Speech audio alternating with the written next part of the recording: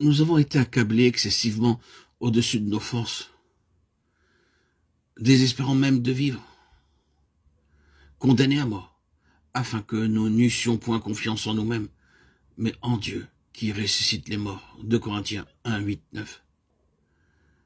Il ressort de ce passage que même si nous savons déjà ce que c'est que d'être crucifié avec Christ et que de participer à la vie de résurrection, nous sommes cependant constamment amenés à l'apprendre comme à nouveau. Ce n'est pas là un principe, une chose admise une fois pour toutes, mais un fait toujours actuel, que livrés à nos seules ressources, nous sommes sans force. Nous désespérions même de la vie, écrit l'apôtre. Mais si Dieu permit que nous fussions réduits en cette extrémité, ce fut pour nous obliger à nous réfugier complètement en lui, qui peut ressusciter les morts. Il nous a délivrés, et nous savons qu'il le fera encore. Voilà le secret des épreuves qui assaillent celui qui, avec Paul, a déjà pu s'écrier joyeusement « Moi aussi, je suis crucifié avec Christ ». Il doit prendre contact avec cette puissance divine qui ressuscite les morts.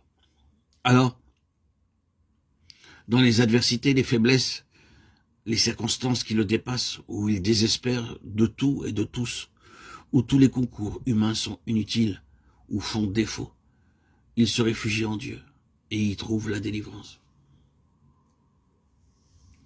Puisque après tant d'années de communion avec Dieu, l'apôtre avait encore besoin de passer par ces expériences de mort et d'impuissance. Il nous est bien permis de croire que nous sommes en danger de nous confier en nous-mêmes, tant que nous sommes en ce corps, et qu'il est nécessaire que nous soyons conduits en ces impasses où tout secours humain est inutile ou impossible, pour que la seule puissance de résurrection de Christ se manifeste en nous. Car encore que Christ ait été crucifié dans la faiblesse, toutefois il est vivant par la puissance de Dieu. Nous, de même, nous sommes faibles en lui, 2 Corinthiens 13, 4. Voici ici un nouvel aspect de la conformité à la mort de Christ. Dans cette faiblesse humaine de Jésus qui monte à Jérusalem pour être l'agneau du sacrifice, victime impuissante et sans défense aux mains d'hommes cruels, Paul voit l'image de sa propre faiblesse. Comme le Fils de Dieu crucifié dans la faiblesse, moi aussi le disciple, je suis faible avec lui. Mais il est maintenant ressuscité dans la gloire. Dieu l'a ressuscité par sa puissance. Moi donc, bien que je sois encore aujourd'hui dans la faiblesse et l'adversité, je participe à sa vie par la puissance de Dieu.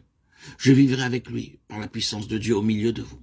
Faible par moi-même, crucifié par ma faiblesse, même, mais rendu semblable à mon Seigneur dans sa mort, je compte sur sa vie pour qu'elle se manifeste par moi, parmi vous, Corinthiens. Sans doute je suis faible, mais il n'est pas faible celui qui par moi agit en vous.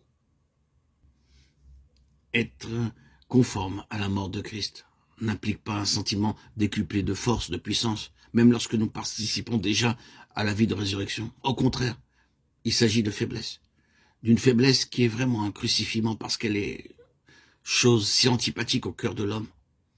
D'une faiblesse consciente qui oblige à marcher par la foi, avec la force que Dieu dispense d'heure en heure, d'instant en instant,